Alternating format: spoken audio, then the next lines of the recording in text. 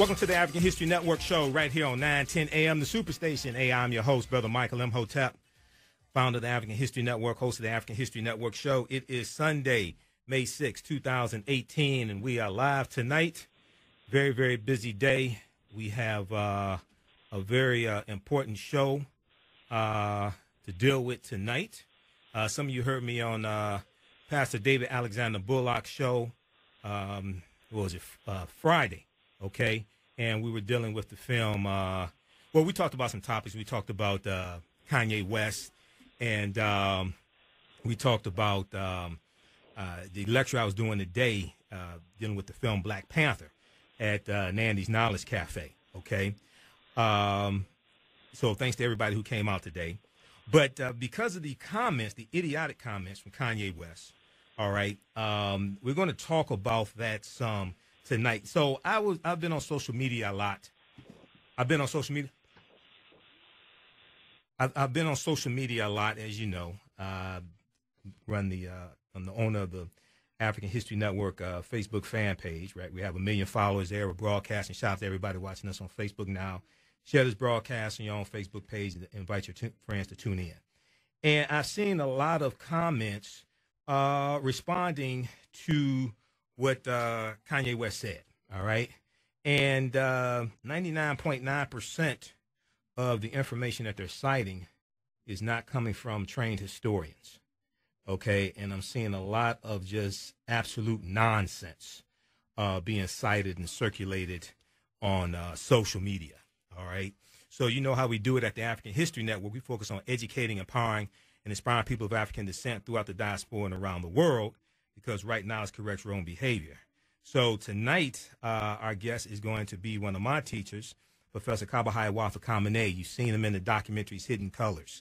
You've seen him in the Black Friday documentaries. We're in the Black Friday documentaries together from director Rick Mathis. He's in Hidden Colors from director Tariq Nasheed. He's in 1804, The Hidden History of Haiti from director Tariq Nasheed.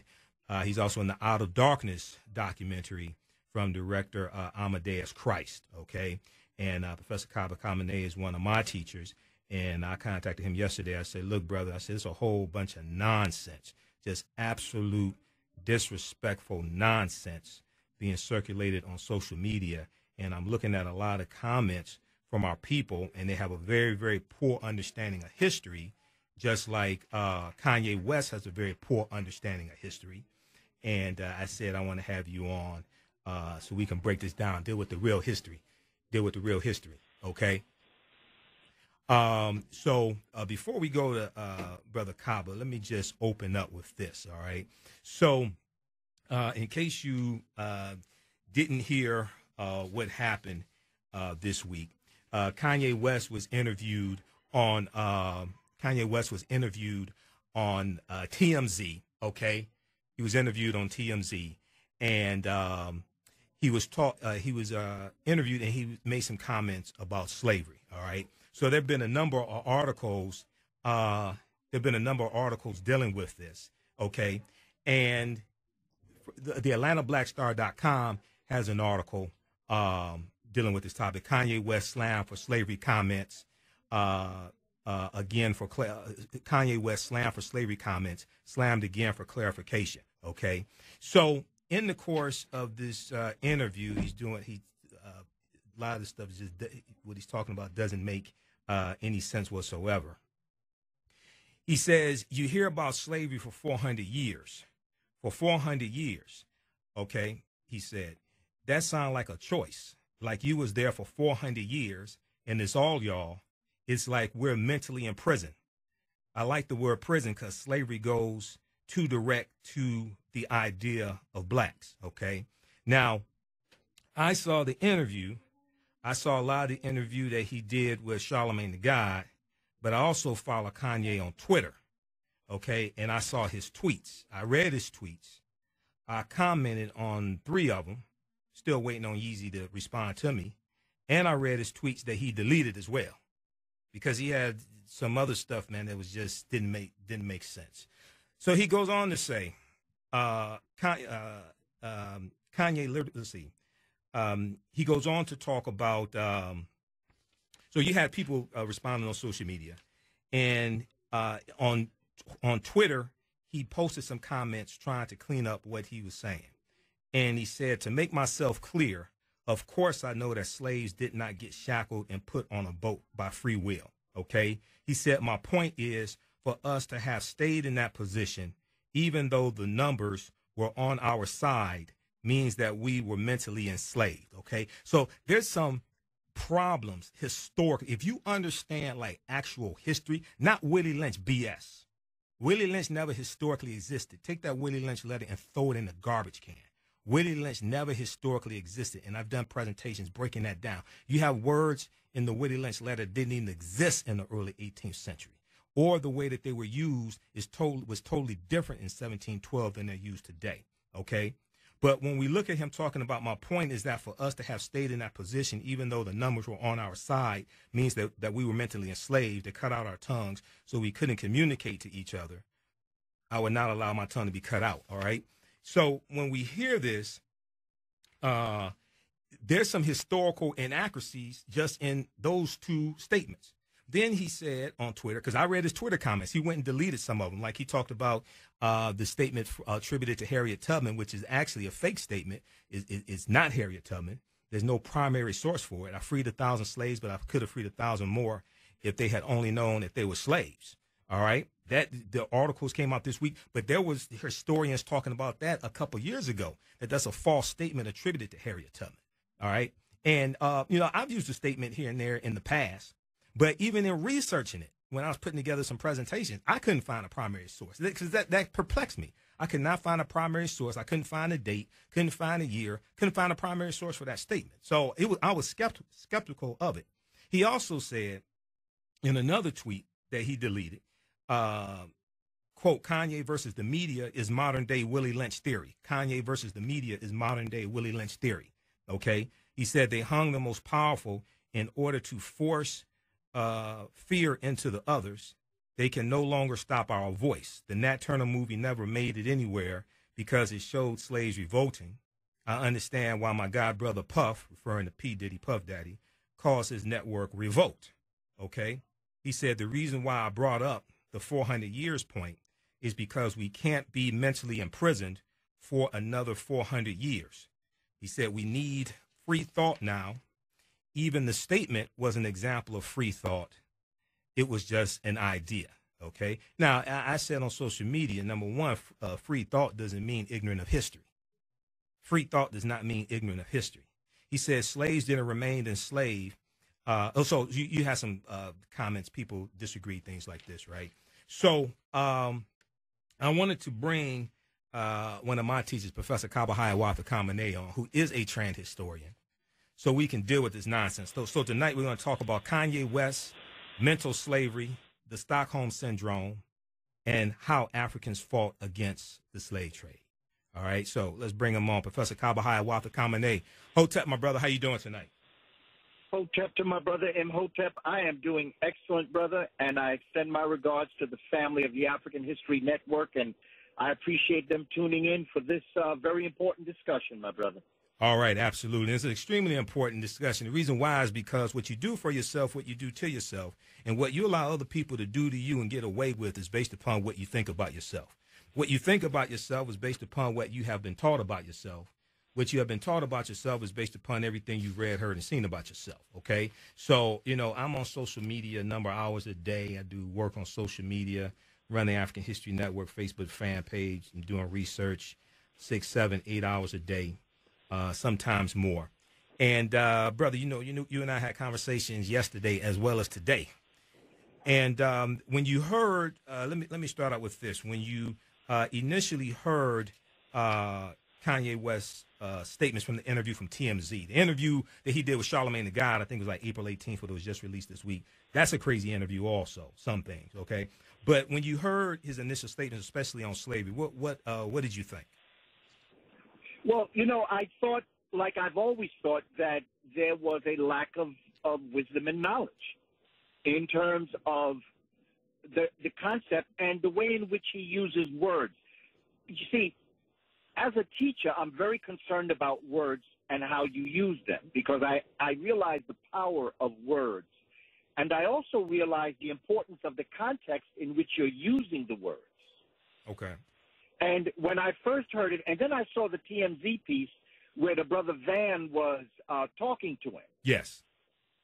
Okay, I saw that also. Yes. And what I think is very important is something that you said, and I think that all of us, myself included, Okay. that statement about Harriet Tubman, about freeing thousands of slaves and would have freed thousands more had they only known that they were slaves. Right. I've used that myself. Yes. But when you find out that there is no primary source, when you find out that there is nothing historical that you can base it on, it sounds good, man. It's real catchy. Right. But you can't use it as evidence. The same thing with the William Lynch syndrome. Absolutely. When you find out that that doesn't exist, right. Because I talked about that at that. From when I first was introduced to that concept through Minister Louis Farrakhan. Yeah, Million Man March, 1995. Absolutely. There we go. That's when I was first introduced to it. It sounded great. It sounded interesting, and I used it. But when I did my research, I realized that it was not historically correct. Absolutely. The same thing with John Hanson. Absolutely. Okay? When you find out something is not correct historically, it is your obligation not only not to use it again, but to put in check. Because people who know that you're not telling historical accuracies will then accuse everything you say to be as wrong as you continuing to repeat something that is not correct. It is our obligation. Just as I've used it, and I've used other things, when I've done the research, I find out that it doesn't go along with historical accuracy. I stop using it, and I will recognize the fact that, okay, I respect the fact that you're using it. It sounds good, but guess what? John Hanson never existed, as you say he existed. Right. Well, there were two John Hansons. But he wasn't a black man. Not the one that was president. It was the white. The white senator from Maryland was president of the Continental Congress. The black John Hanson was senator of Liberia. He comes later on. It's a whole different conceptual framework. Right. And you can't confuse it. And when you find things out, the same thing goes for all of our history. Yes. As it relates to Malcolm X, as it relates to Martin Luther King, it goes back to what Dr. John Henry Clark told me. Don't put me on a pedestal. Right. Because the higher up you put me, the further I'm going to fall when you find out I'm a human being. Exactly. And so we tend to use these terms, and we're afraid to admit that it's not correct. And that's something Dr. Ben taught me. He said that he doesn't have any qualms about saying, I don't know. Right. So just so people know who are listening, who don't know who Dr. Ben is, you're talking about Dr. Yosef Ben Yakinen, one of our great Grandmaster Scholar warriors who was an Egyptologist, okay, and a pioneer in the field. Go ahead. The dean of chematology, as far as I know. Yes. Powerful brother. But what he did, he was talking about the fact that there's so much more that we have to learn. There's so much more out there that we have to get more accurate. That as we're moving through this process, what science does, it allows you to put forward a hypothesis. The idea of the scientific method is you put forward a question, and then you begin to collect and gather your information. Mm-hmm. Out of that, you create a hypothesis, an idea. You develop a concept, and then you develop experiments that will either prove or disprove your hypothesis. And then you draw a conclusion. Right. And that's very healthy. It's healthy to do that. And so as I observed the words of our brother Kanye West, what I said was, okay, let's ask a question. Mm-hmm. And then let's gather the information. You see, and go through the scientific method. And when you come up with your conclusion, he is unfound. Absolutely. Now, I'm not going to attack him as an individual. Right. But certainly I'm going to tell you that what he said ain't correct. Absolutely. And we have to be healthy enough to be able to express that and not get angry and not get emotional and then get into it. Because personally, I found it a wonderful opportunity to explore what enslavement was. Absolutely. How it happened. Right. And how the conditions that we find ourselves in today? How can we still find ourselves in certain situations? Right. What does the word choice mean, and what are the dilemmas and the various degrees of choice? Right. Some people, we say, okay, I'm just going to choose it now so I can get over, and once I get there, then I'm going to get real. Some people use that kind of choice. Hey, Brother Kaba, we got to hold it right there. We got to take a 2-minute break. We'll be back in a couple minutes. You listen to the African History Network show, 9:10 AM, The Future Radio. I'm your host, Brother Michael Imhotep, speaking with Professor Kaba Kamene. We'll be back in a few minutes.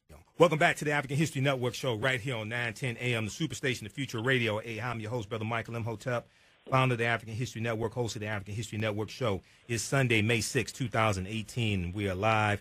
Fantastic show tonight, jam-packed. Kanye West, mental slavery, the Stockholm syndrome, and how Africans fought against the slave trade. Our guest is Professor Kaba Kamene, one of my teachers, trained historian, brilliant brother.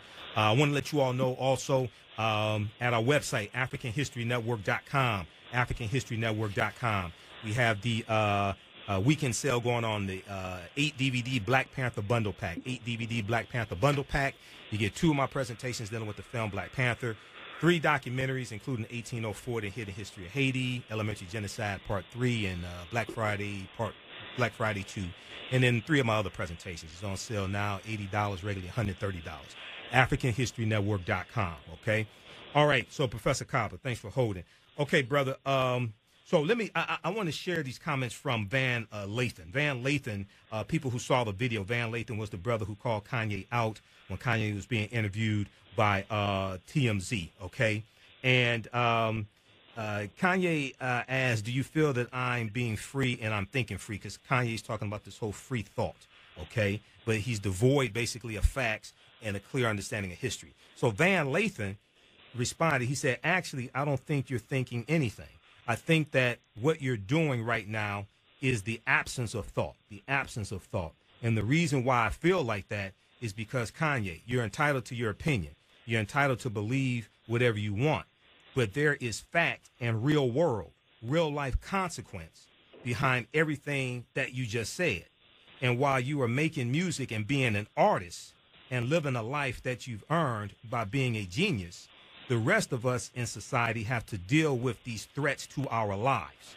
He said we have to deal with the marginalization that has come from the 400 years of slavery that you said for our people was a choice. Frankly, I'm disappointed, I'm appalled, and brother, I'm unbelievably hurt by the fact that you have morphed into something to me that isn't real, okay? He said your voice is too big. He told Kanye. Now, you know, Kanye is clearly having some mental issues. In that interview, he talked about being on opioids. He talked about having liposuction surgery. And also there have been articles interviewing his representatives, citing statements from his representatives, saying that Kanye is off his medication. And they're attributing these crazy responses and rants to that, okay? But at the same time, you know, is a couple things, Cobb, and I'm going to bring you on here just a second. There's a couple things. One, Kanye did not denounce white supremacy and racism. See, Kanye should have said that slavery for white slave masters was a choice. That's what he should have said. He didn't say that. Slavery for white slave masters was a choice, okay? Blaming enslaved Africans for slavery instead of the Europeans who enslaved them is mental slavery. He also did not denounce Donald Trump and any of Donald Trump's policies that are harmful to African Americans, like redeclaring the war on drugs, reversing President Obama's policy on ending contracts with privatized prisons with federal prisoners. There have been over 100 policy reversals that Trump has done. Kanye has been silent on that. He hasn't denounced any of this. And then he wears a Make America Great Again hat, which is a white supremacist symbol. Okay? So, Professor Kaba, what I wanted to do is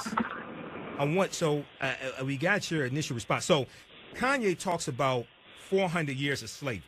And he said it was all y'all for 400 years of slavery. And he said that sounds like a choice. Okay, so where is he talking about 400 years of slavery? Because I went through his statements. I can't find out which country. He didn't state a country. So, I mean, what's going on here, Professor? Again, it goes back to a lack of information and knowledge. Because when you look at the entire scope of the experience, you've got to go back and understand. And you see, this is the other thing that I've done Facebook Lives. Yes. And I've developed concepts dealing with what we call episodic history and holistic history. Yes. And what Kanye did was episodic history. Yes. He took a window of time, and he took a picture.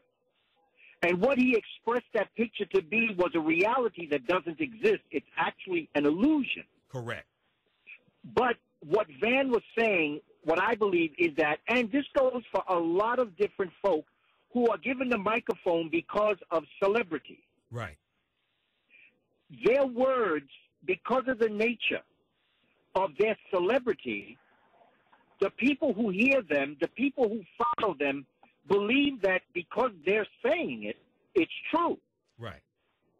And that's what I believe Van was saying about the having a big voice. Mm-hmm. That you have to be careful. You know, what people in his position should do is to either cite the historians that should be speaking on the issue with a big voice, right, so that they can lend their celebrity to the historians, such as Dr. Leonard Jeffries. Correct. One of my teachers. Yes.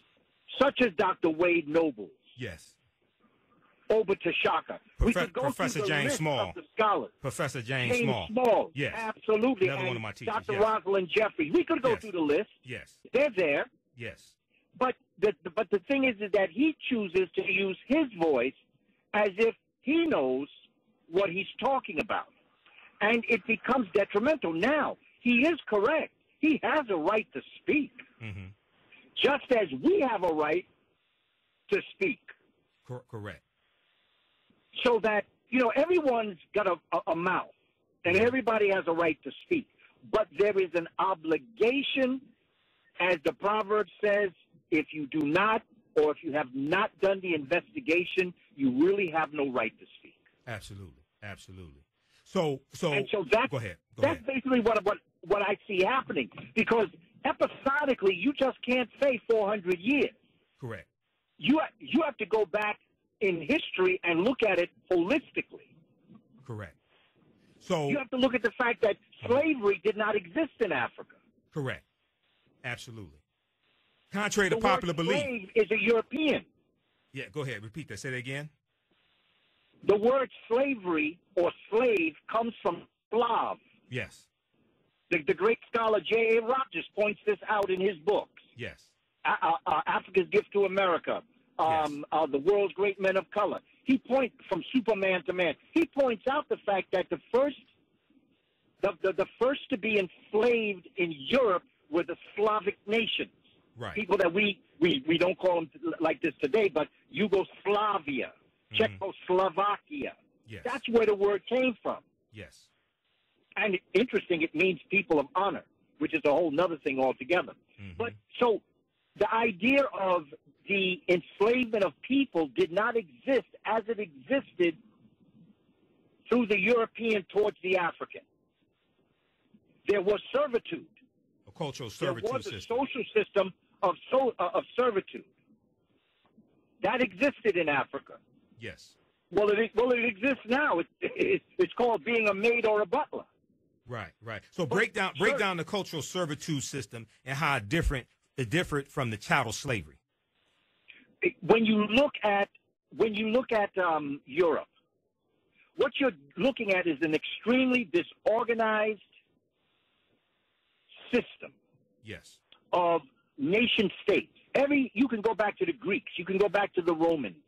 Their greatest attempt was to centralize their government, which they were so incapable of doing. Every time they did it, their government fell, such as the Greeks, or the fall of the Roman Empire. All of those were the attempt to engage with other nations to create a nation state that they controlled. And they never could do it once they got to a certain point. So that in Europe, you had what was called the feudal system. Yes. This is what came during the Dark Ages and just before the Dark Ages and the sacking of the so-called Holy Roman Empire. Right. So basically, the Dark Ages, we're looking at the Vandals and the Visigoths crushing the western portion of the Roman Empire in 476 AD, 5th century, right? This is what we're talking about, the beginning of the Dark Ages. Exactly. And basically, you're dealing with northern Germanic tribes. Correct. That are coming in waves. The same people who we're talking about now, the Visigoths and Vandals, are the same people that are going to be the Romans. Yes. That are going to come down into the southern world at an earlier date, which basically is going to cap 30 BC, going into Egypt and defeating the Romans. Right. But you have these northern tribes coming down, these warrior clans coming down and sacking the various people that they come upon. They're going to come down and they're going to sack the so-called Roman Empire. And that's what we call the fall of the Roman Empire. Yes. And they're going to come down into this area and they're going to bring chaos because they're not bringing anything to these countries. They're warriors. They don't know nothing but fighting. Right. They don't have no centralized government. They don't have any real development of a technology or a civilization.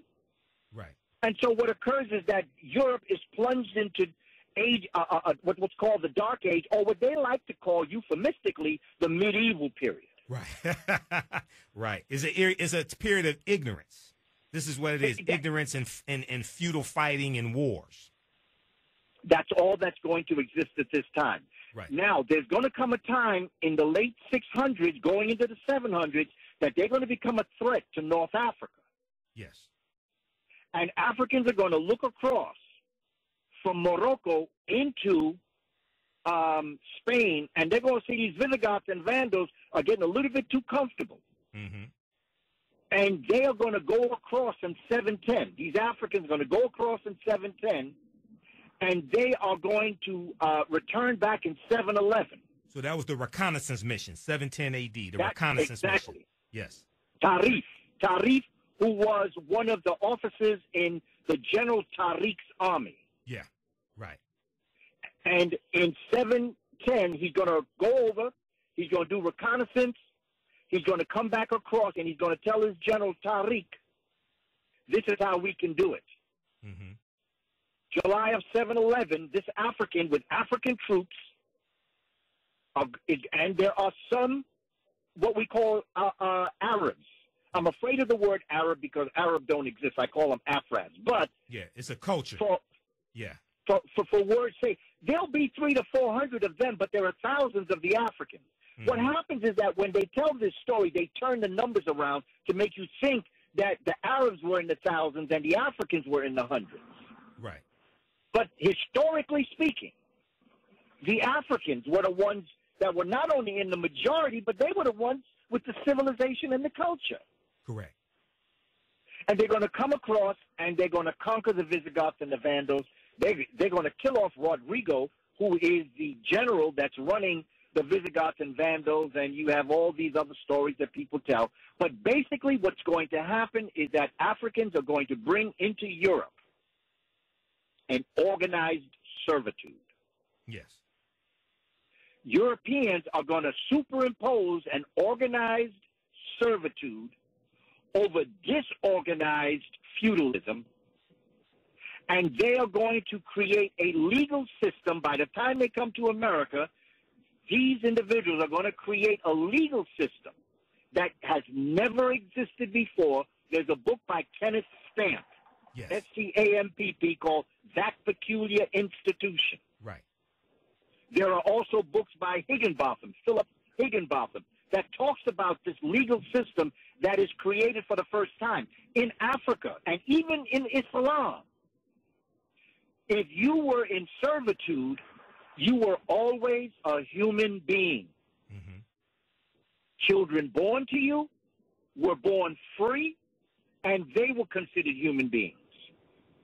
If you could buy your way out, you could serve your way out, you could work your way out of being in servitude, and you could rise to become a leader in that particular society or culture or nation, wherever it was. But you were a human being. Amongst Europeans, as we call it, shadow slavery, If your pigmentation was a certain hue, if your hair texture, your width of your nose was a certain size, you were considered with the cattle, with the cows. You were counted like you were an animal. You were not considered a human being. I return back to my original statement. Africans did not have this form of enslavement. Correct. And it's important that when we hear Africans had slaves, we understand the difference of what we're talking about. This is what we're talking about when it relates to primary sources in history. And we also must stop teaching that slaves were brought from Africa. Correct. Human beings were brought from Africa. And they, through the process of enslavement, were put in that condition. The other thing that needs to be talked about is the fact that many of the Africans that were brought to this part of the world were children that were breeded in the Caribbean. There is a book on slave breeding. Just get the books. You'll read about it. You'll see they bred the Africans to give birth to children who were born in the institution. They never knew any better. Right. Many of them, and then when they outlawed the enslavement of African people, the slave breeding began to, the enslaved breeding began to multiply because they could not bring Africans from Africa anymore, so they have to breed them within the American hemisphere. So what you're referring to, just so people understand, you're referring to March 2nd, 1807, when the U.S. Congress, because of a 20-year clause in the U.S. Constitution, outlaws the transatlantic slave trade, which means the importation of Africans. They outlawed that. It went into effect January 1st, 1808. But as you know and I know, the Europeans continue, here in the U.S., they continue to violate that law and continue to bring them in. So we see Zora Neale Hurston's book, her last book, which was a lost manuscript, is coming out this Tuesday. I think it is May 8th. And she interviews Cudjoe Lewis. And Cudjoe Lewis was an enslaved African who came to the U.S. in 1860, the year before the Civil War starts, 1860, on that last slave ship called the Clotilda. So there's overwhelming evidence that Europeans continue to bring in enslaved Africans, violate their own laws, but also in 1808, the slave breeding business is going to explode, though, as well. Yes. Okay. Go ahead. Absolutely. And these are the things that are very important for us to understand as it relates to ideas of choice. Yes. And the psychology of oppression and the epigenetics of the enslavement of African people. So that when we make these types of statements, that we are well aware of what it is that we're speaking about historically. Yes. But there are people out here who are doing a lot of talking and very little thinking. Absolutely. Absolutely. And two quick things. Number one, check out history.com, official website of the History Channel. They have a good article there. March 2nd, 1807, Congress abolishes the African slave trade. March 2nd, 1807, Congress abolishes the African slave trade. That gives you some background information on that. Then also check out an article by historian Eric Foner for New York Times, December 30th, 2007. December 30th, 2007, Forgotten Step Toward Freedom. Forgotten Step Toward Freedom. And this deals with the outlawing of, he gives some background information. This deals with the outlawing of the importation of the transatlantic slave trade that Europeans continue to violate. Okay, he cites the number at 50,000 Africans being brought here, but it's much more. So when you look at the research by Dr. Jahi Issa and Brother Reggie Mabry, they wrote an article for Black Agenda Report, called something to check out. I think it's called "Reparations is Dead. Here's How to Revive It." But they deal with this deep history of how the U.S. continued to bring in Africans after this went into effect January 1st, 1808, violating their own laws. And they say, okay, this is now human trafficking because the U.S. is violating its own laws. All right. Okay. So, Professor Kaba, so you broke down, we talked about cultural servitude versus chattel slavery. Africans did not have chattel slavery. They had a cultural servitude system. The cultural servitude system, one, was not for perpetuity, okay, in general, right? It was not for perpetuity. Your humanity was still respected, okay?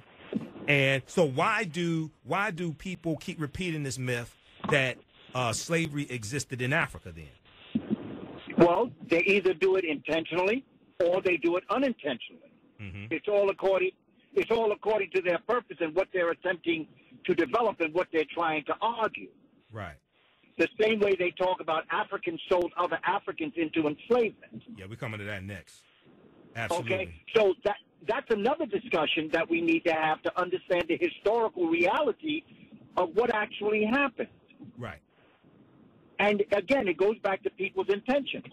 Sometimes it's unintentional. They don't know the reality. That's why I said in the beginning, those things that I may have said, I'm speaking personally now, yes. Those things that I may have said that I came to realize were not historically accurate, I made it my business never to say it again. Correct. And if I was in the presence of it being said, that I brought some clarity to the point. Absolutely. There's a lot that we have to learn. There's a lot more research that we have to get into. Like, for instance, I was watching a program where, and I don't know the name of the book, and I don't know the author, but I'd like to just tell you something I found out just a couple of months ago about when enslavement ended. Mm-hmm. Many Africans went to, and these were like reservations that were located almost in a semicircular motion around the South, where it was run by Northerners, abolitionists, people who brought these individuals in churches, brought Africans in, and began to educate them to their way of being educated. They fed them according to the way they wanted to be fed. They wanted them to be fed, so that you have Africans, after being what we call freed, are then going to go into another type of mental challenge, being in these reservations, because they had no place to go. Right. There was no place for Africans to go unless they remained in the South. This is a whole segment of our history that we have not really explored, that I found very interesting from the sister who was explaining what happened to Africans post-1865. Because we don't talk about that. Well, that's another part of the history we really don't talk about. Do you remember her name? No, I don't. What I remember is that there is a series on the History Channel. I believe it's History. I could be wrong on that, too. Okay. But it's called The Civil War. If you Google The Civil War, that's the series that comes on. And this was one of the programs on this particular series. Okay. They talked about the newly freed Africans and what happened to them. And there's a book that was written. Right. And if you Google it, Google the Civil War and then Google the specific basic area of what I'm talking about, newly freed Africans after the Civil War. Okay. And it's a conversation between a European man and an African sister being moderated in this discussion. Okay. But there are things that we have yet to learn. There are things that we never stop to wonder about our ancestors and what happened to them, because there's a chance that one of our ancestors was in this reservation. And there were many of them. Right. It wasn't just one. Right. Absolutely. Okay, let me do this because we're coming up on a break here in about 8 minutes. So you mentioned epigenetics a few minutes ago, just so people understand epigenetics. There's a video from AtlantaBlackStar.com called "The Trauma of Slavery is Encoded in the Genes of Black People." The trauma of slavery is encoded in the genes of Black people. It deals with some of the research by Dr. Rachel Yehuda. Dr. Rachel Yehuda is one of the, I don't know if she's one of the pioneers in this field, but she's very popular. She has a paper at the New England Journal of Medicine on their website, and I've read that paper as well. But epigenetics is the field of study that looks at how trauma alters your DNA and how you can pass on altered DNA to your offspring and future generations. And she did studies looking at Holocaust victims, Jewish Holocaust victims. And what happens is trauma, whether it comes from rape, whether it comes from seeing a murder, whether it comes from captivity, it alters the FKBP5 portion of your DNA. The FKBP5 portion of your DNA. It causes elevated stress hormones, and you can pass this altered DNA to your offspring. Okay, so she's written papers about it. There's a whole field of study. I think it's EPIGENETICS. It's called epigenetics. So at AtlantaBlackStar.com, in the interview they have, in the video they have dealing with this, they also have Dr. Joy DeGroot in there. They say, well, look, if it has this type of impact on Holocaust victims and it alters their DNA, then what has happened to African Americans because of the transatlantic slave trade? Okay.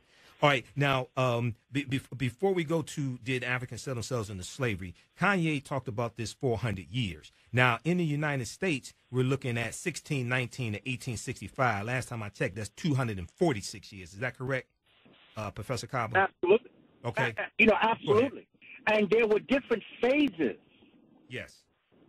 Because we're talking about the continental United States. Yes. But we have to go back to 1505 to 1520 when Spaniards are bringing Africans into the Caribbean. Correct, yes. And then there are Africans that are coming into the continental United States, basically down south, Florida, going across the southwest, yes. ending up in California. Yes. Yes. And that African blood is still there. Right. That African blood is in people that we today call Mexicanos. It's there in terms of indigenous people. That African blood is still there. Yes. So that we're looking at different degrees of the African presence. We're not even talking about David Imhotep's book. We're not talking about the Paleo-Americans. We're talking about a specific time period. Right. That we're dealing with Africans coming to this part of the world. And there were Africans that came free. Correct. Like Juan Garrido in 1513 with the Spanish conquistador Juan Ponce de Leon in Florida. Absolutely. And also the twin brothers that was on one of the boats that came with Cristobal Colon. They were called the Pinzon brothers.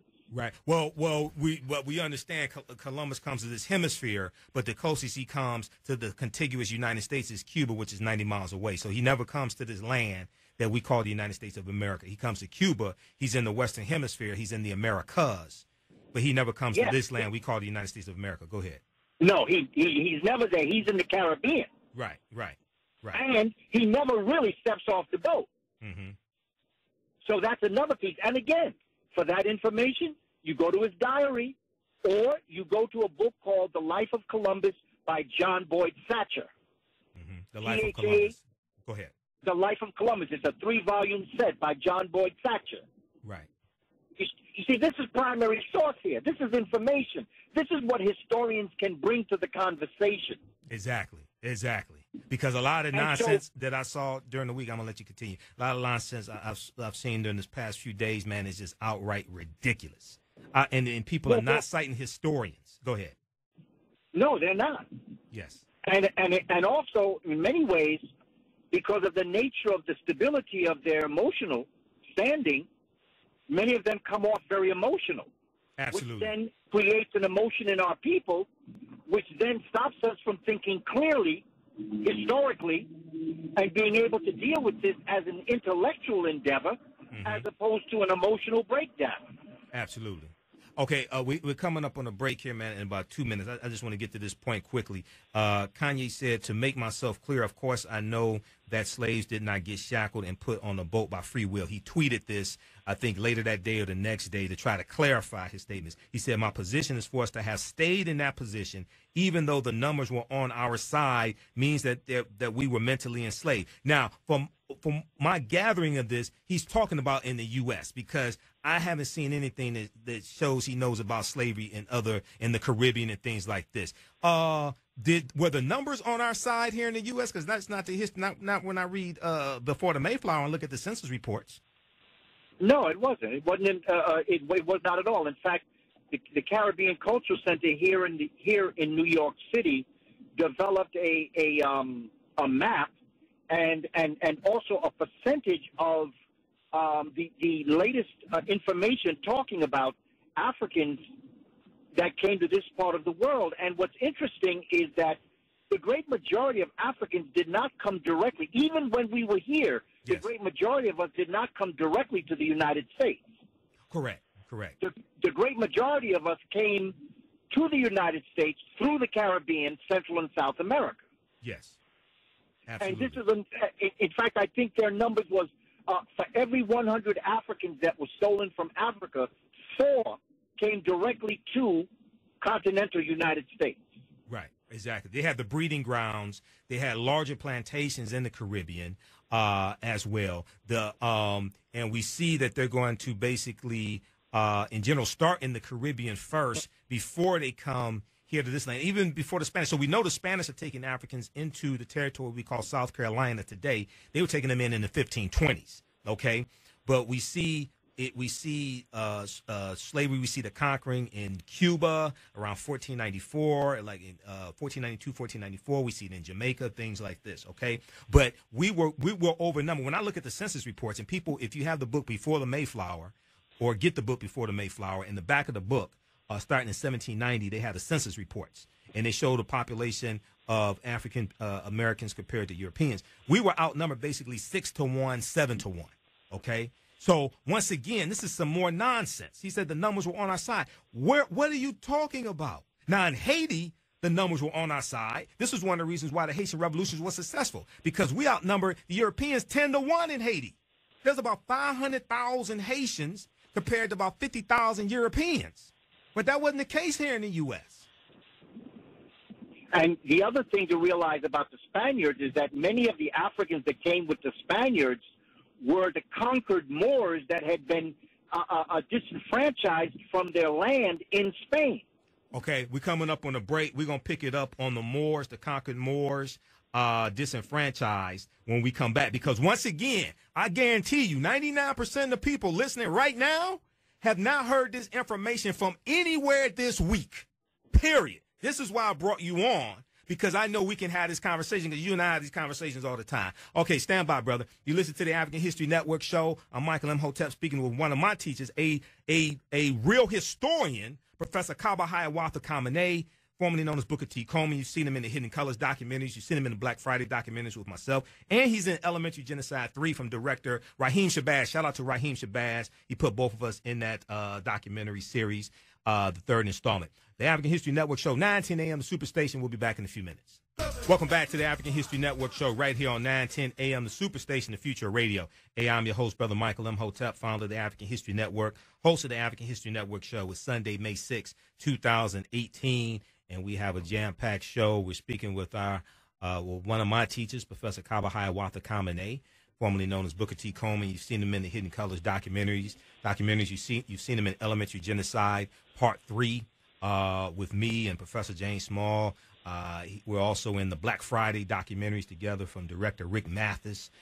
So we're talking about Kanye West's mental slavery, the Stockholm Syndrome, and how Africans fought against the slave trade, okay?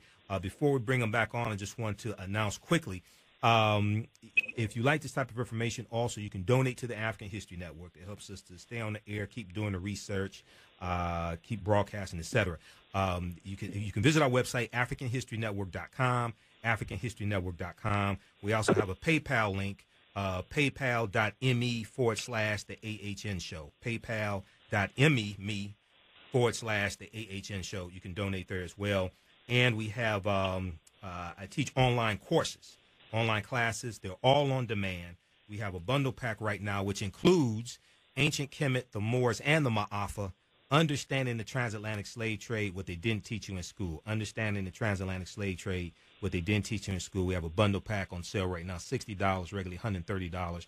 They're all on demand. You can watch them from around the world, smartphone, tablet, or your computer. Okay, and it's a 14-hour, 7-session online course. That's about 20 hours of bonus content.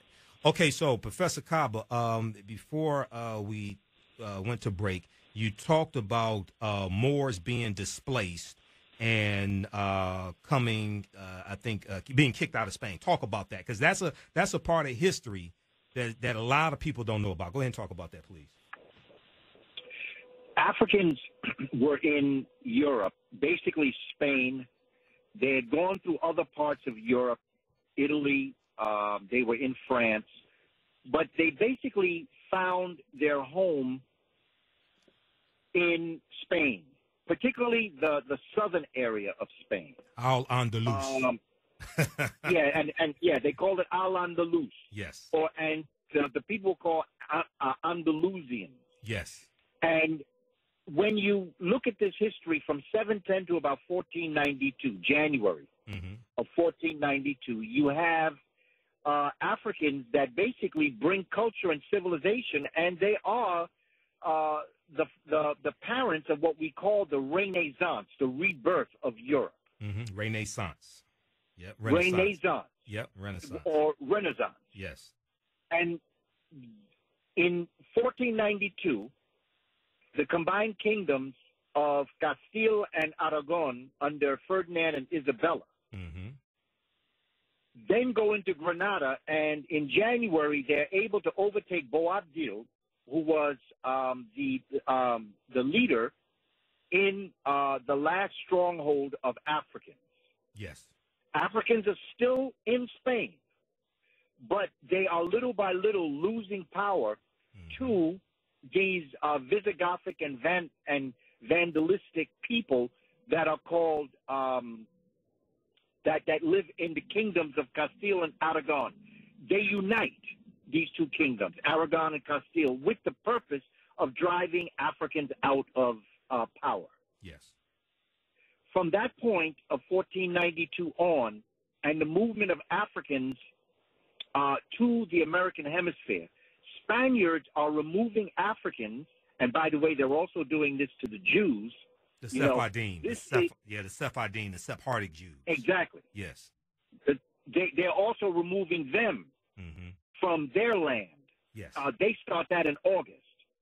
And what's happening when you talk about the conquistadores and the others, what's happening is that this is the military arm of Spain that is moving Africans off their land in Spain, moving them out of their homes in Spain, and they are relocating them to the American hemisphere, somewhat what the British did to the Irish. Yeah, oh, absolutely. Go ahead. Later on. Yes. But they are taking the land and the wealth. This is what all of the Inquisition was about. This is the Inquisition, the removing of Africans. Nobody's talking about what the Inquisition really was. They talk about it, but they don't talk about the reality that this was the removal of Africans off their land, because they were the landholders, they were the landowners, they were the teachers in Spain. So the Spanish Inquisition, what period of time are we talking about the Spanish Inquisition? From 1492, basically until when they get in trouble with France, and you have all sorts of Spanish Armada and all the rest of that stuff. This whole time is basically removing the European aspect of Spain, the Visigoths, the Vandals, the Germanic tribes that are coming down, because Spain isn't a place where they live. They moved there in waves. Yes. Okay, so yeah. Just like when the German tribes came down into Italy, they met an African group known as the Etruscans. Right. And they relocated them, but the Etruscans were black. They were Cushites. Yeah. Okay. That developed a civilization in Italy, in Sicily, in Turkey, in all that Mediterranean basin. You have Cushites there. There are waves of Europeans that are coming from northern parts of Scandinavia and Germany, and they're moving down into this land, and they're taking it over. This is who the people that we call the Spaniards and the French, or the Gauls, or whatever you want to call it, that's who the cultural or the ethnic stock is. Right. So basically, and I'm going to let you continue here. So basically, when we talk about these Germanic tribes, you're talking about the Vandals, the Visigoths, but you're talking about the Franks, the Alans, the Picts, the Anglos, the Saxons, the Jutes, the Lombards, and you see them fighting each other for hundreds of years, these Germanic people, okay? And the Anglos and the Saxons go into England. England is named after Anglos.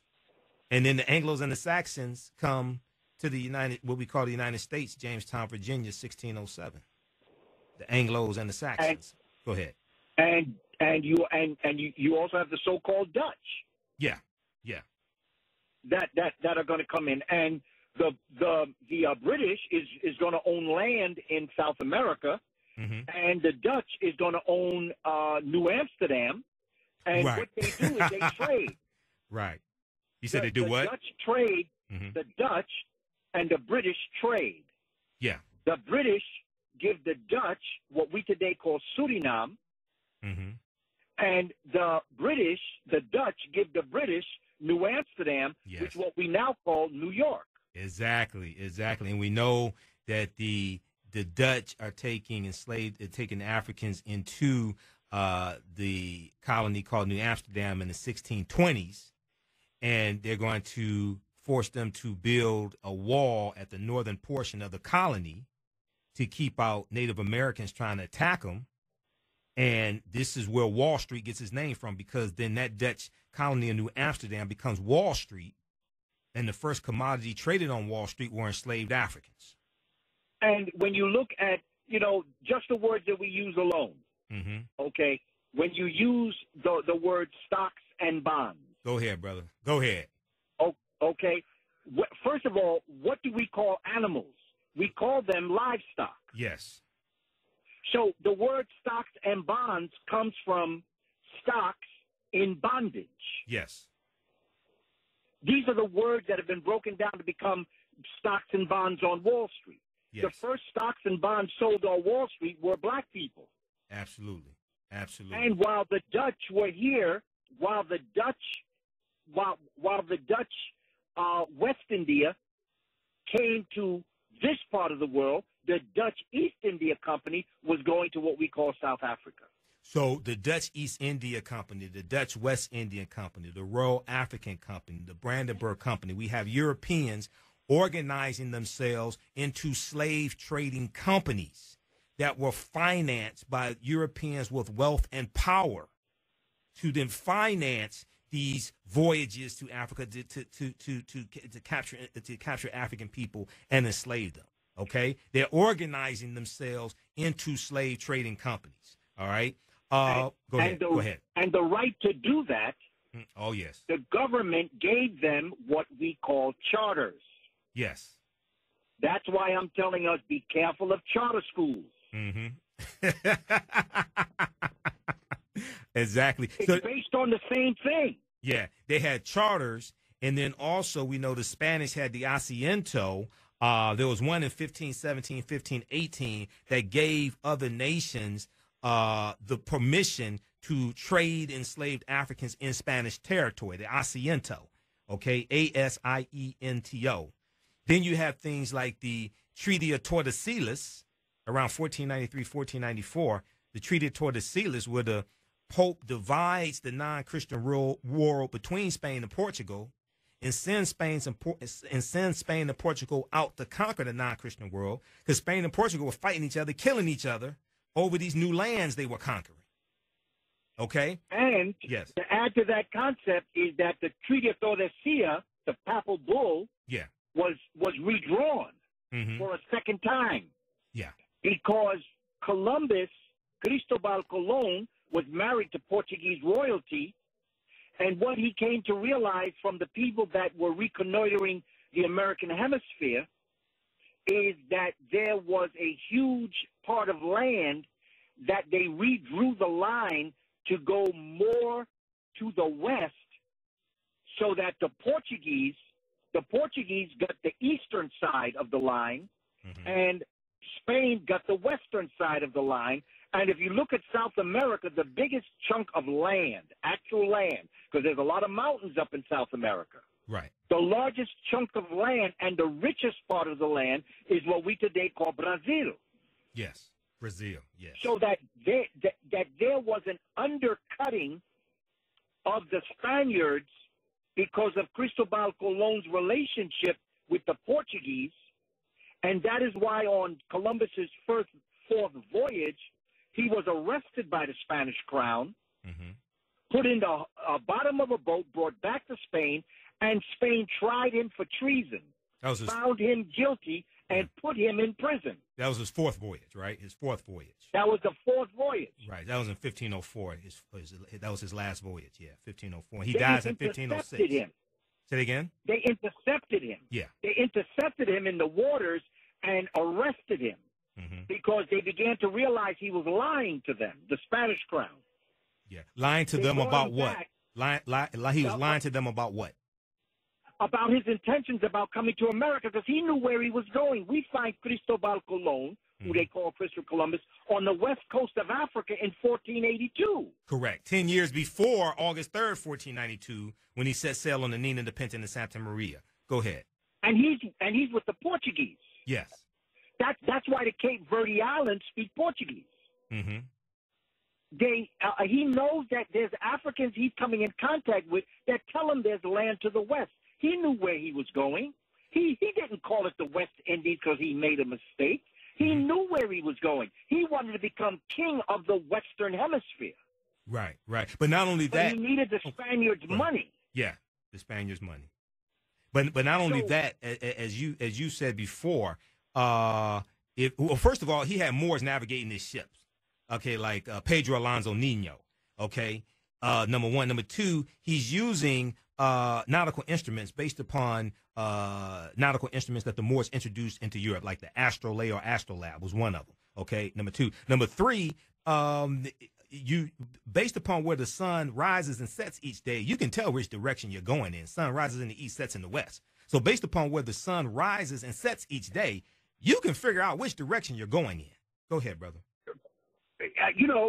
The next day you know which direction you're going. You know if you're going east. Yes. You know if you're going west. I mean, that's a given. Everybody can do that. The children can do that today. Yes. So the whole concept is the fact that he knew where he was going, he understood where he was going, and he lied to the Spanish crown. They began to figure him out. They arrested him in his fourth voyage, brought him back, tried him for treason, put him in prison. His son, Diego Colon, got his father out of prison. And the Spanish crown said, you got to give us everything he got, all the money. So Diego Colon, this is why I find it interesting that people would call him Columbus, because why was his son's name Diego Colon? Right. It's Cristobal Colon. Yeah. His name was Cristobal Colon. That Cristobal was Italianized Colon. to be Cristoforo Colombo, which then was anglicized to Christopher Columbus. Right, exactly. Okay, and so they said, okay, but you got to get him out of here. We don't want him in Spain. Yes. So today, Cristobal Colon is buried in the Dominican Republic. That's where his body is. Right. Yet we think of him as some type of great Italian hero. Now, I know that, the Italian people could reach out to a couple more great people than him. First of all, he was not who he pretended to be. Right. His name was synonymous with Benedict Arnold up until the 1900s. He was considered to be a historical traitor to his people. Right. And the reason why we celebrate him today was in Thanksgiving for the relationship that the Italian community played with the American government during World War II, invading and infiltrating the fascist party in Italy and bringing them down.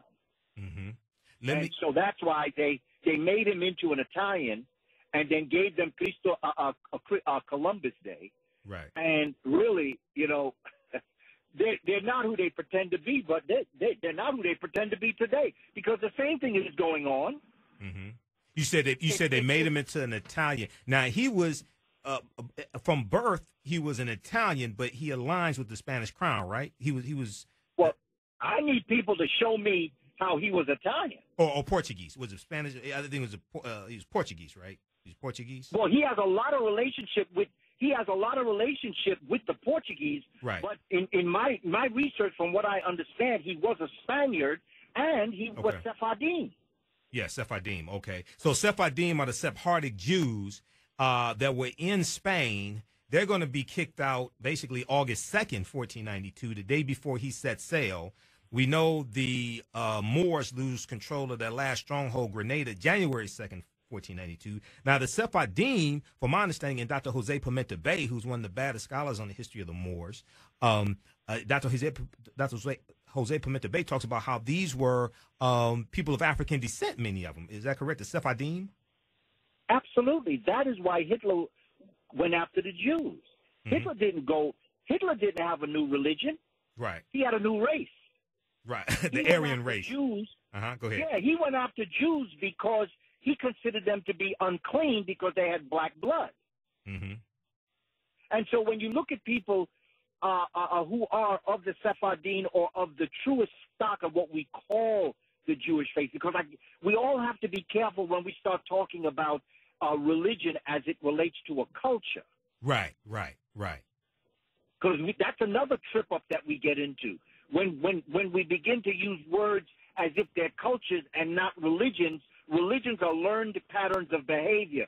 Culture you can't change. Sammy Davis Jr. was born Christian, but he died a Jew. Right. Muhammad Ali was born a Christian, but he died a Muslim. Right. Religion.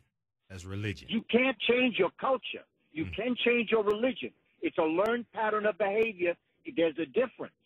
Right. Exactly. But we get tripped up with these titles that we give to various things.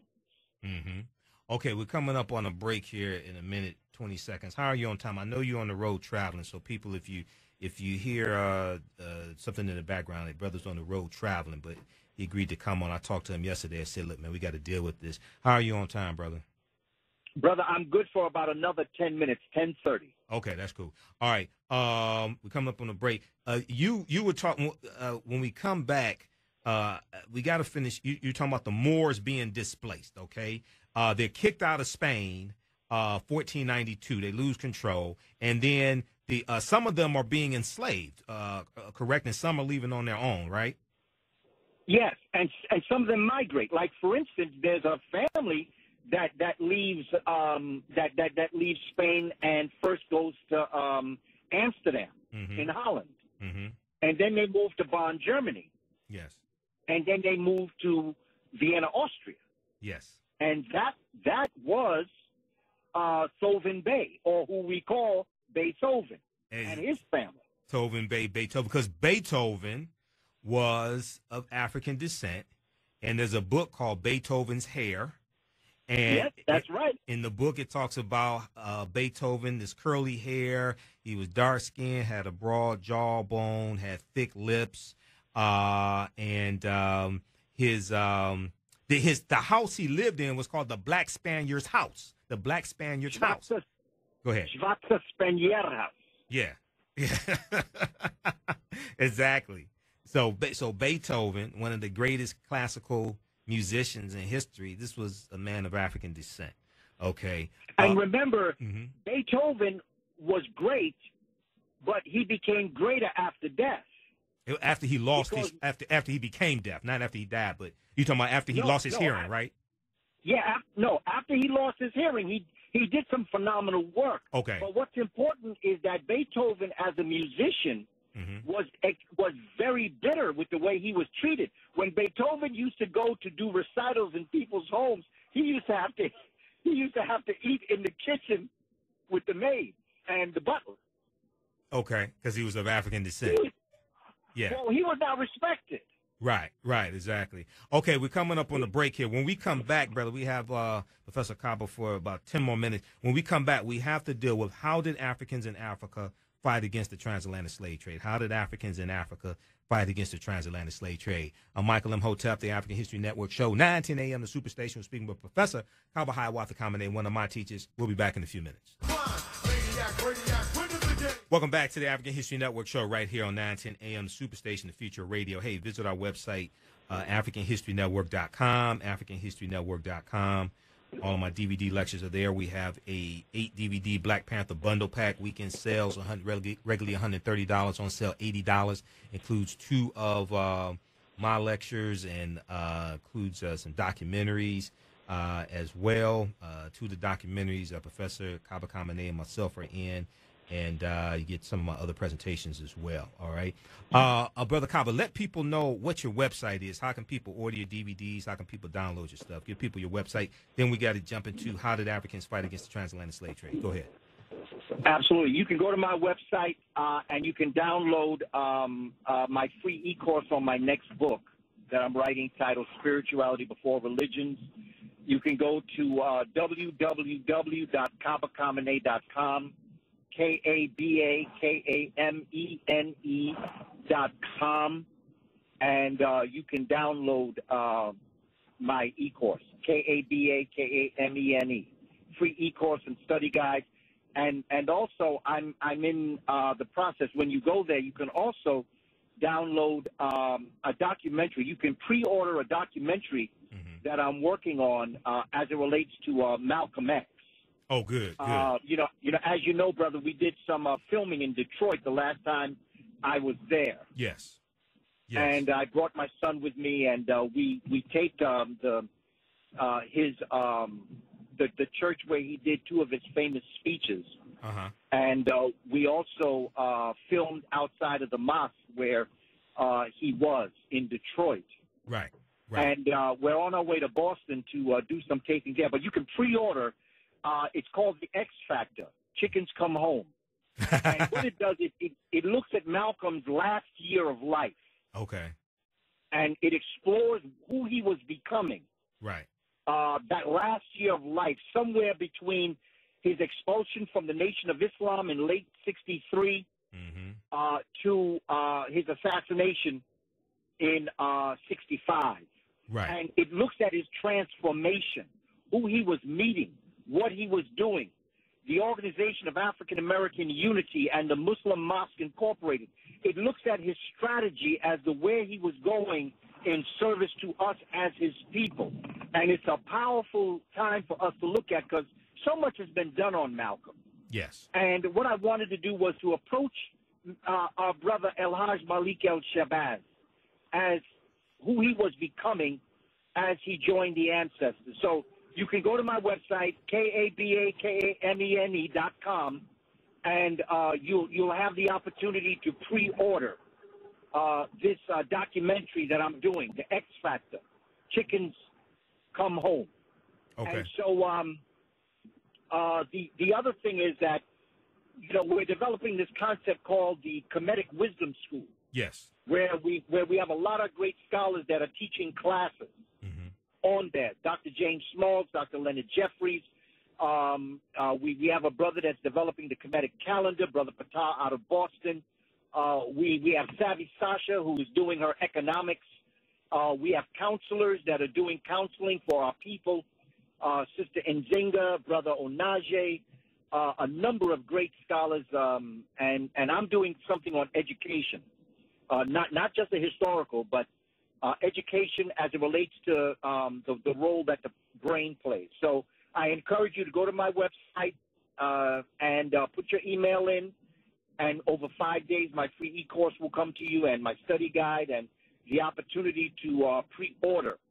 Yes. The X Factor, Chickens Have Come Home. Okay, let me Thank you for that opportunity. No problem, brother. KabaKamene.com. Let me just jump into this last topic. How did Africans in Africa fight against the transatlantic slave trade? Because we hear that they didn't fight back and all that, and you have this idiotic nonsense floating around on social media like and Facebook. Some people saying, "Oh, they should have committed suicide." Some just stupid ass nonsense, brother. So tell us what happened on the continent. Well, what's interesting is that there should be books written just on what Africans did on the African continent before they even got to the Elmina Castle. There were things that our ancestors did fighting back in the community itself. Yes. This is another part of the story. Africans fought every way of the trip. They never said, "Come get me." They fought every step of the way. But the invention of the gun was a weapon that to this day will haunt the human family. Mm-hmm. And no matter how you look at it, you can have the most dynamic spear.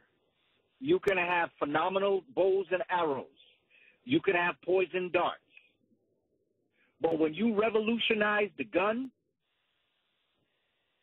that's a whole nother weapon in and of itself. Right. And the other thing about committing suicide mm-hmm. is the love that Africans have for life. Yes. And how they hold it to be and cherish it, mm-hmm. to be a gift given by the Creator. Right. And so the idea of committing suicide is not always an option. Right. Some may have taken it, mm-hmm. but not all Africans chose to take it. And you know something, brother? I'm glad they didn't. Because exactly. if they did, you and I wouldn't be here right now. Well, not only that, many of them were hoping to be able to go back to Africa one day. That's the other thing, because when they're captured, they don't know exactly what's going to happen. I mean, see, we have the luxury of being able to look at history and see how things ended up. Well, when you're being captured, you don't know exactly what's going to happen, and you're hoping to one day be able to go back to Africa, go back to your homeland. Right. Yeah. That's right. Okay. We're still doing it today. Absolutely. I encourage people to read an article by Dr. Molefi Kete Asante at his website, asante.net, A-S-A-N-T-E, asante.net. Henry Louis Gates is wrong about African involvement in the slave trade. Henry Louis Gates is wrong about African involvement in the slave trade because it deals with how Gates oftentimes, now Gates writes some good articles. You and I talked about this, I think, yesterday. Gates writes some good articles, but Gates tries to blame Africans equally for the transatlantic slave trade, okay, because he's an apologist for Europeans. And Dr. Molefi Kete Asante, who's one of our top African-centered scholars, and he heads up the African-American Studies Department at Temple University, he has this scholarly article breaking this down, okay? I know you got to run, brother. We got to bring you back on also, man, to dig deeper into this topic as well. But anything? Well, go ahead. I would just like to say something about the idea of Africans selling their own people. First of all, go ahead. The greed of the European. Mm-hmm. See, Africans did not realize what they were selling their people mm-hmm. for, mm-hmm. and many of them were selling prisoners. Yeah. Many of them was giving away prisoners of war. They were giving away people who were not necessarily accepted within what they considered to be the appropriate society. I'm not giving no excuses. Mm-hmm. But what's important to understand is that Europeans, being the greedy people that they are, began to not only take the ones they were selling, but they started taking people of the community itself and some of the leaders too. Yeah, absolutely. And so pretty soon, within 60 years, 75 years, I'm not sure of what the date is, Africans no longer were complicit in the selling of Africans. Mm-hmm. And so what people do, once again, is they use episodic history. Yes. That episode where we were doing it as if it was the way we always did it. Absolutely. Yeah. And that is not correct. Africans did sell in the beginning. Mm-hmm. But they did not realize what they were selling their people to, because remember, they didn't have that type of treatment towards other human beings. They didn't know that. They didn't realize. Even to the date, there are many Africans that may have sold people to the European and still never throughout their lifetime ever realized the hell that they sold those people in. Because they didn't have a chattel slavery. See, they had a cultural servitude system. They did not have slavery. They did not have chattel slavery. This is why you have to understand history. You have to understand the difference. That's it. Yes. That's it. And when you understand that, then you're not making excuses, but you understand reasons, and then you can come to some form of an intelligent conclusion about how to deal with situations that we're dealing with. Because we still got some Africans that are selling Africans into so-called today's form of enslavement right now. Absolutely. Absolutely. who are willing to turn their back on their own people and be willing to do what is necessary for their betterment, but for the destruction of the people themselves. There are still people, I'm not going to say many, but I am going to say they do exist. We see them, we know them. Right. And this was one of the things that I talked about as it relates to when you know who you are, when you understand your history, when we teach our children the glorious part of who they are as a people. They can make the types of decisions in their life that can raise themselves, their families, their community, and the world at large. And this is what we have to do for our people. We have to give them these types of stories and the work that you're doing, my brother Imhotep.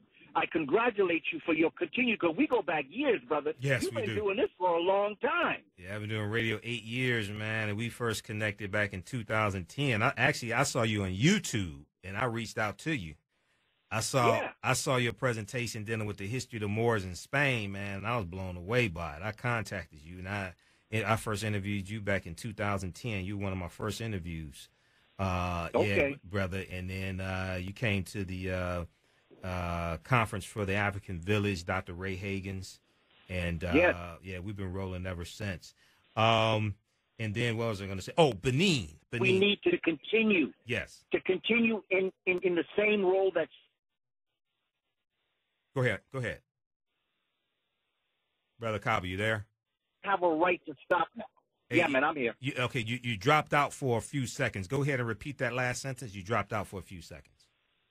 The work that you are doing, yes. The work that I am doing. Yes. I ask the community to support the work that financially support the African, this type of information to the community at large.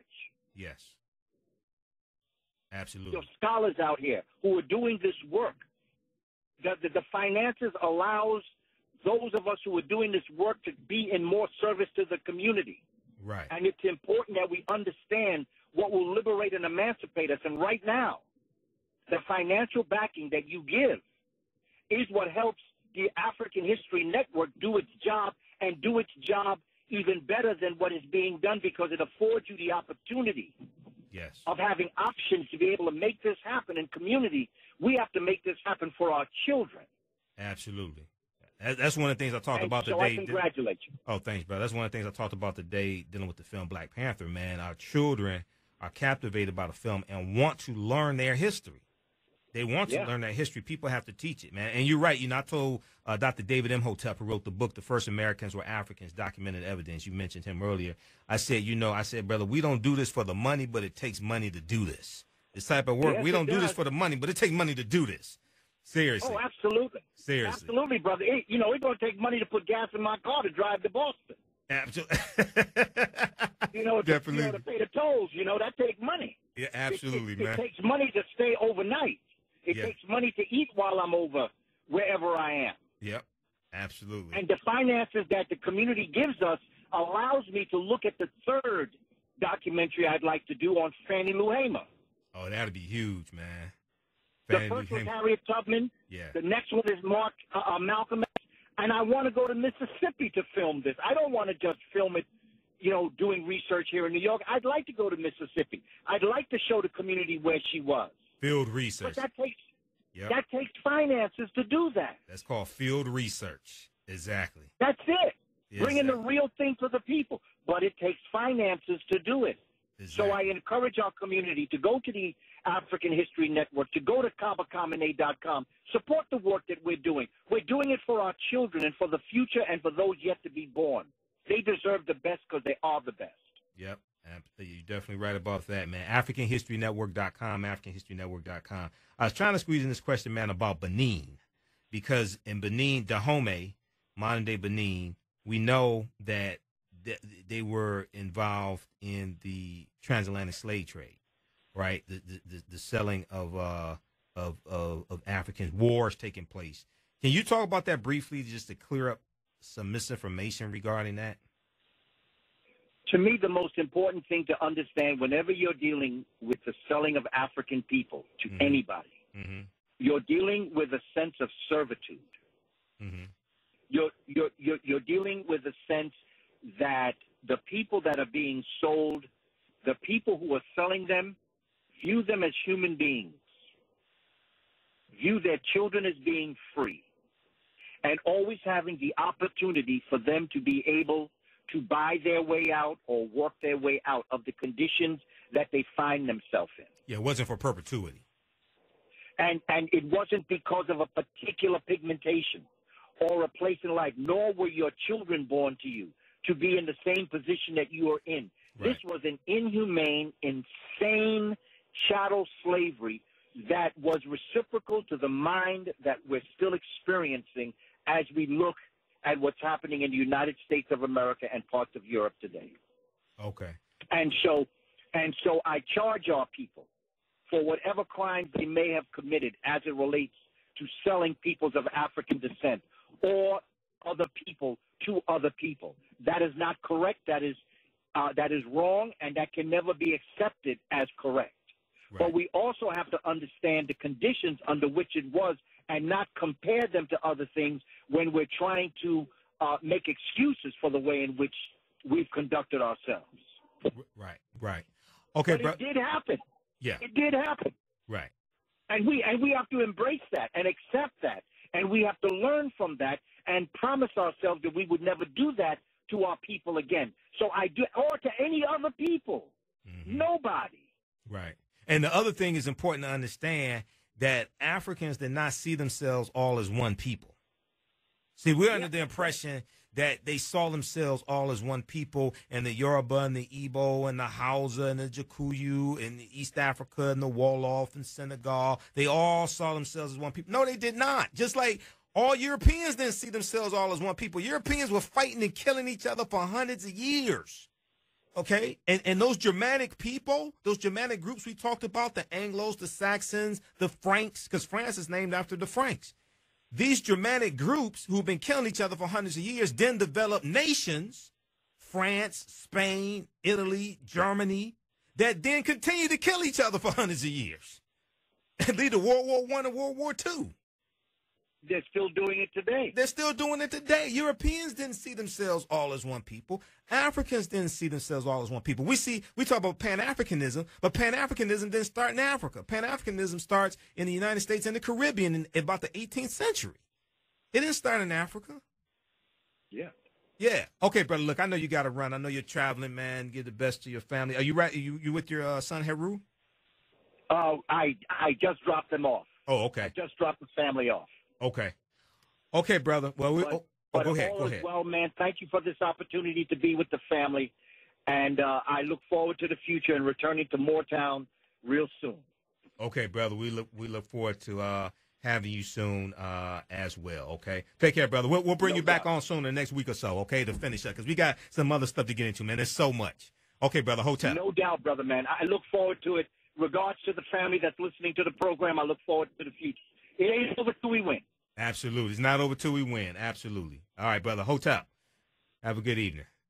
Okay, so that's Professor Kaba Kamene. Let's go to Saeed. Saeed, thanks for holding, man. Sorry, we had limited time with Professor Kaba. I did not get a chance to get to everything. I did not get a chance to. You need not have to explain. I want to thank you, brother, for bringing all of that to the table with such a beautiful platter. You dig? Hotep. Allah salam alaikum, brother, to you. Okay, thank you, brother. Wa alaikum salam. Yes, sir. Go ahead. I just want to ask the question about how many does it take to make a nation, and how much, as far as making that nation out of the people that has, I guess, redone their birth certificate and recognized where they come from, how many, actuality, I'm saying that the UN is holding money for us right now. Okay. For us to, if we nationalize ourselves and where we come from or know our origin, to be able to be a nation to come to the UN and get our reparations. So I was asking, how many does it take? I always said 250,000, 500,000 or better. Okay. You understand? And then I want to ask a question of this.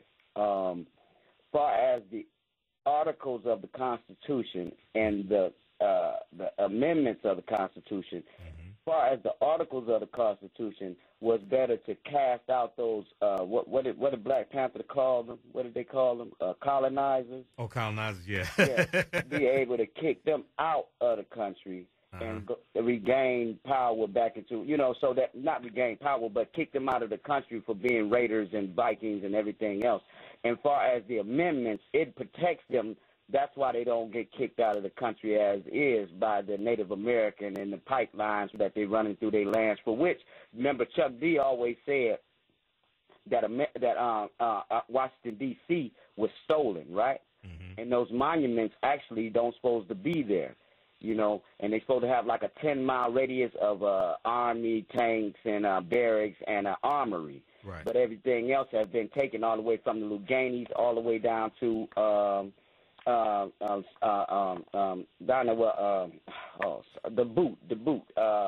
New Orleans. Okay.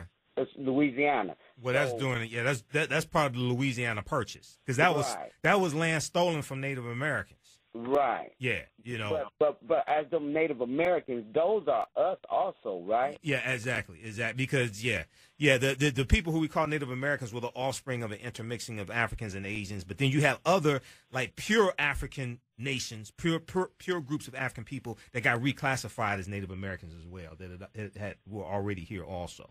Because they wasn't building pyramids before the Africans so-called were building pyramids and mounds and makers and everything.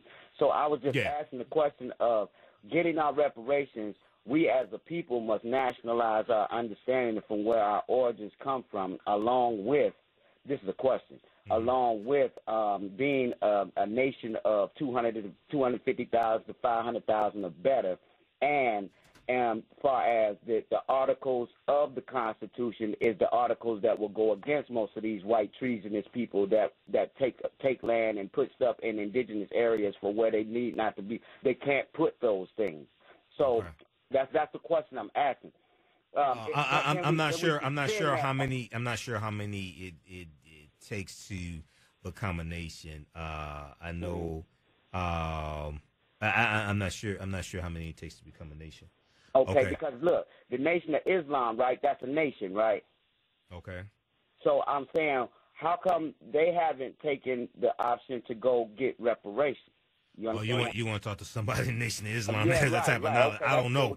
I don't know, man. Too. Because when you say you a nation, I mean, it is what it is. Because, Africa, we ain't just that's like African American. Mm-hmm. Those are two countries. There's no way that you could be from two countries, like that. You have to be from one solid country, just like all these white folks. They can say. What about Asian Americans? Asian Americans. That's a descriptive term. That's an ethnic group. That's not a nationality. Right. African American is a descriptive term. And if you understand the origin of the term, Africa coming from the Afri, and read page 14 to 15 of Great African People in History from Dr. John Henrik Clarke. It comes from the Afri. The Afri were a group of black African people in Algeria and Tunisia. The Afri and the area that Rome is conquering. This is who's there. So when you study Publius Cornelius Scipio, his last name was not Africanus. He takes the surname Africanus after he conquers Carthage, and Carthage. This is during the Punic Wars. The Carthaginians, right? This is where Tunisia is. Tunisia used to be Carthage. Okay, and you have the Afri, who are a group of black African people in Algeria and Tunisia. Okay, so read pages 14 to 15 of I think it's Great African People in World History, because I had a book with me from Dr. John here, African People in World History, pages 14 to 15.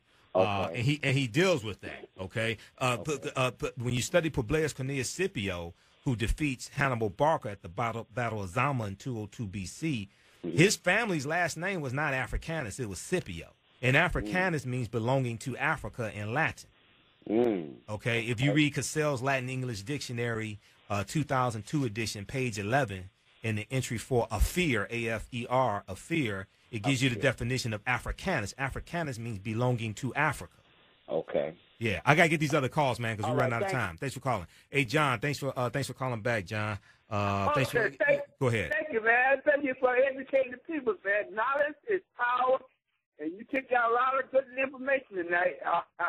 I just wanted to ask the great philosopher there about Egypt. I mean, not Egypt, but the Jews in Africa, because they were used to be real good soldiers together when Romans invaded Israel and all that, and then Africa was pretty powerful themselves, and so they hooked up with the Jews, and they was good Christian fighters. They were good fighters. I don't know whether they're Christian or what, but they really was a good people that they sided with the Jews to a certain extent. I just want to ask him, could you speak on that? But maybe next time you can speak on it and so forth. So. Okay, we'll probably have to get that in the show. We're running out of time here. Yeah, You're not talking about the Jews who were kicked out of Spain, the Sephardim. You're talking about the ones in Africa. You're talking about the Beta. Say that again. Yeah, not the European Jew, but the Jews that was in Africa, and also like the Beta Israel in Ethiopia. Yeah, that's right. Israel. Okay. That's right. That's right. Thank you for putting it in perspective. That's exactly right. Okay. That's right. All right. Okay. We'll have to get to that in another show. We'll talk about that when we bring Professor Kaba back on. Okay. Thank you very all right. much. Thanks for calling, John. Let me give you the article. Let me give you the name of this book here. This is called "Fighting the Slave Trade." Fighting the Slave Trade. West African Strategies. First edition. This came out in 2003. This is by a sister who is a historian of the African diaspora. Her name is Sylvian Diouf, D-I-O-U-F, Sylvian Diouf, okay? And I came across a book on Amazon. Here's a synopsis of it. Check with Nandy's Knowledge Cafe, 71 Oakman Avenue, Highland Park, Michigan. See if Nandy can get this book for you. While most studies of the slave trade focus on the volume of captives and on their ethnic origins, the question of how the Africans organized their familial and communal lives to resist and assail it has not received adequate attention. But our picture of the slave trade is incomplete without an examination of the ways in which men and women responded to the threat and reality of enslavement and deportation. Fighting the Slave Trade is the first book to explore in a systematic manner, the strategies Africans use to protect and defend themselves and their communities from the onslaught of the Atlantic slave trade and how they assaulted it. It challenges widely held myths of African passivity and general complicity in the trade and shows that resistance to enslavement and to involvement in the slave trade was much more pervasive than has been acknowledged by the orthodox interpretation of historical literature. Okay? It shows that resistance to enslavement and to involvement in the slave trade was much more pervasive than has been acknowledged by the orthodox interpretation of historical literature. Focused on West Africa. The essays collected here examine in detail the defensive, protective, and offensive strategies of individuals, families, communities, and states.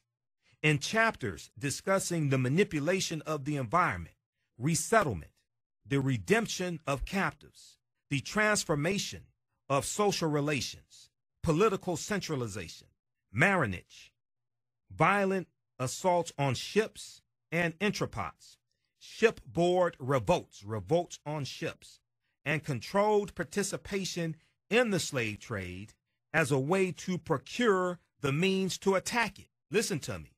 Controlled participation in the slave trade as a way to procure the means to attack the slave trade. Fighting the slave trade presents a much more complete picture of the West African slave trade than has previously been available. Okay, this is by a sister. I was at her website today. She is a historian of the African diaspora. Her name is Sylvian Diouf, Diouf. Check that out, okay? Also, we know there were 250 to 313 slave rebellions that took place in the U.S. from 1619 to 1865. History.com, check out the article, Slave Rebellions. PBS.org, check out Did African American Slaves Rebel? Did African American Slaves Rebel? By Dr. Henry Louis Gates Jr. Visit our website, AfricanHistoryNetwork.com, AfricanHistoryNetwork.com. I've done broadcasts this past week. We put them on YouTube. I did 2 dealing with Kanye. I did 1 dealing with why the quote from Harriet Tubman is a fake. And then I did one with Kanye's initial statements and dealing with how slaves rebelled, how enslaved Africans rebelled against slavery. To think that we just accepted it is disrespectful to our ancestors and shows that you have not studied the history. Okay, so check that out. I got to get out of here. I have to make way for Pastor Mo. Hey, visit our website, AfricanHistoryNetwork.com. We have the 8 DVD bundle pack, the Black Panther bundle pack. That sale's going on. You can sign up for the online courses I teach. They're on demand. You can also donate to the African History Network. Click on the yellow PayPal button at our website, AfricanHistoryNetwork.com, or the link paypal.me, the AHN show. Remember, at the African History Network show, we focus on educating, empowering, and inspiring people throughout the diaspora and around the world, because right knowledge corrects wrong behavior. It's not over till we win. Wakanda forever. We'll talk to you next week. Peace.